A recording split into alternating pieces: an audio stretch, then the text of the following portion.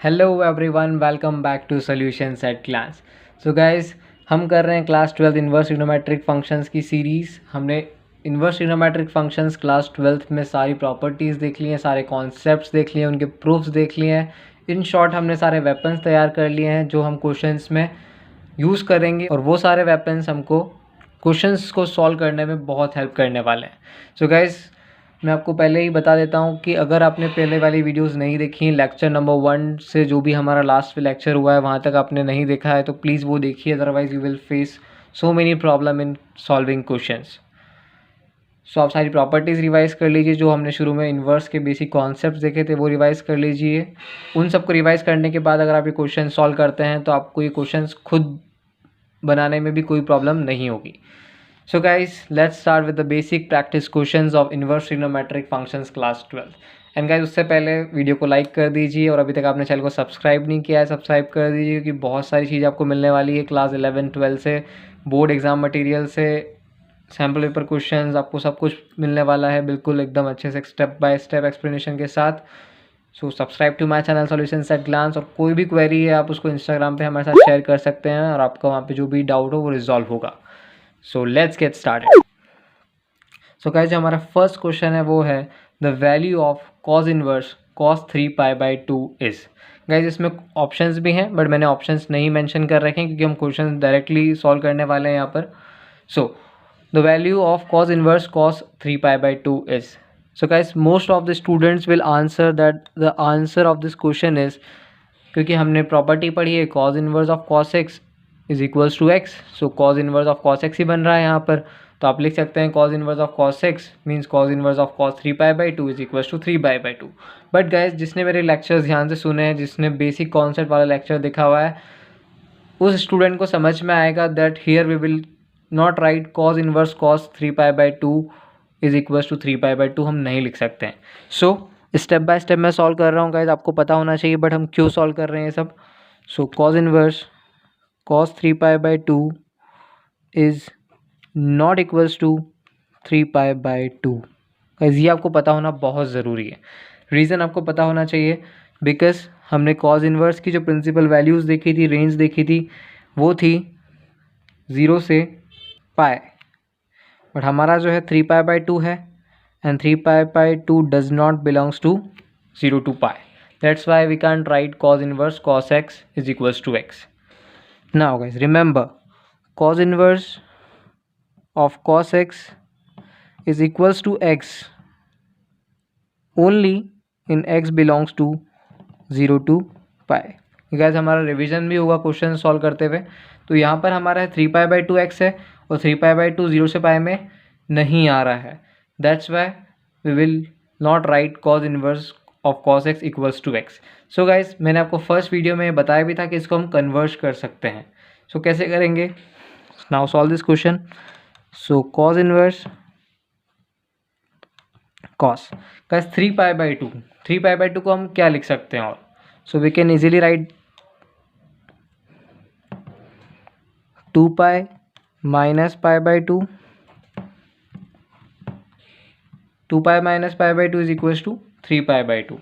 now cos inverse cos, अब इसको solve करेंगे तो cos 2π माइनस थीटा हमारा होता है सिंपली cos थीटा, तो cos थीटा यहाँ पे हो जाएगा cos π/2। नाउ गाइस, अब हमारा हो गया ये वापस cos इनवर्स cos x। अब हम चेक करेंगे π/2 बिलोंग्स टू 0 to पाई है क्या? So yes, π/2 belongs to 0 to pi. So अब हमारा डायरेक्ट आंसर हो जाएगा π/2।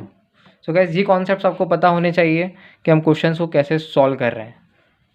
और गाइस, अभी तक आपको समझ में नहीं आया तो प्लीज़ मैं आपको वापस बोलूँगा कि आप शुरुआत से लेक्चर को देखिए, ये बेसिक हम ऑलरेडी कवर कर चुके हैं। So guys, now move on to our second important question. So guys, ये जो सेकंड क्वेश्चन है वो काफ़ी इंपॉर्टेंट है और थोड़ा डिफरेंट भी है और यूनिक भी है इन्वर्स ट्रिग्नोमेट्रीज के क्वेश्चंस में। So the question is, if two angles of a triangle are cot inverse 2 and cot inverse 3 then find the third angle. Guys, question आपको समझ में आ गया होगा। हमारे पास 3 एंगल्स होते हैं ट्राइंगल्स में, उसमें हमें से 2 ट्राइंगल्स हमारे पास गिवन है cot inverse 2 and cot inverse 3। We need to find the third angle. So step by step हम प्रॉब्लम को सॉल्व करेंगे। So let the third angle be x and the given angles are, तो हमने 3 angles assume कर लिए हैं x y and z. X हमारा unknown है इसलिए हमने उसको एक्स अज्यूम कर रखा है। 2 एंगल्स हमें नोन है तो उनको हमने वहाँ पे मार्क कर दिया, y is equals to cot inverse 2 and z equals to cot inverse 3।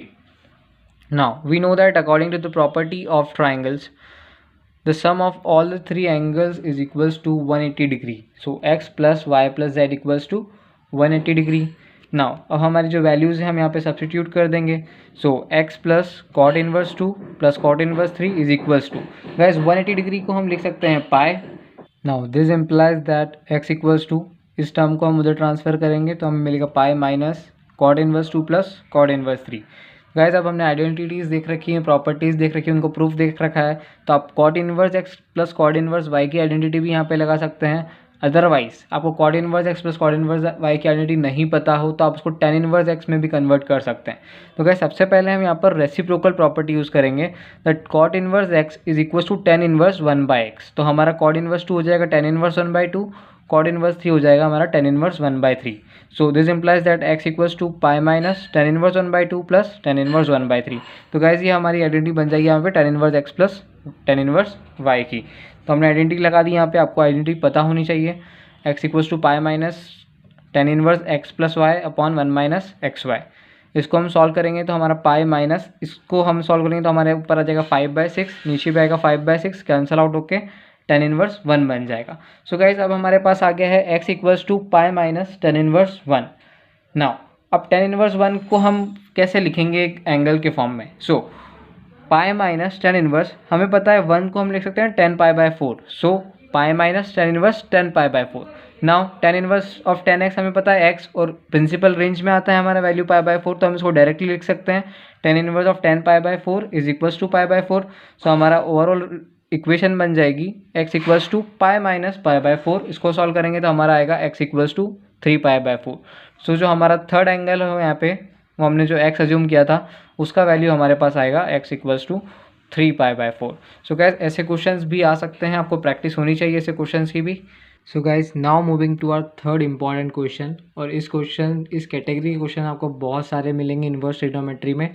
सो जो क्वेश्चन है उसका फॉर्मेट ऐसा रहता है, express in the simplest form और राइट इन सिंपलेस्ट फॉर्म, और फिर हमारे पास एक इन्वर्स एक्सप्रेशन दिया हुआ रहता है.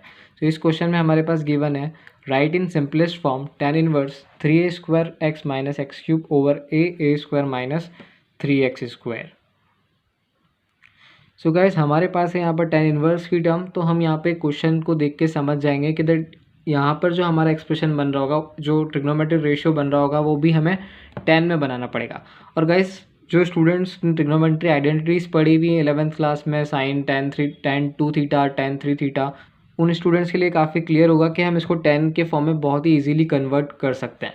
सो गाइस पहला जो प्रीरिक्विजिट मैं आपको बताने वाला हूँ इस क्वेश्चन में, वो होना चाहिए आपका एक कि आपको ट्रिग्नोमेट्रिक आइडेंटिटी पता है. सो गाइस जिन स्टूडेंट्स को नहीं पता है आइडेंटिटी, उनके लिए मैंने आइडेंटिटी यहाँ पे मेंशन कर दी है.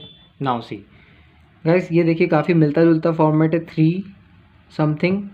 3 समथिंग यहाँ पे 10 थीटा है, माइनस समथिंग का क्यूब, सो यहाँ पे 10 क्यूब थीटा है, then 1 minus 3 and then something का स्क्वायर. सो गाइस हम इजीली यहाँ से पता लगा सकते हैं कि यहाँ पे हमें ऐसा सब्स्टिट्यूशन करना पड़ेगा x में कि हमें 10 थीटा का टर्म मिले. सो हम श्योर हैं दैट यहाँ पे हमको सब्स्टिट्यूट करना पड़ेगा x इक्वल्स टू 10 थीटा.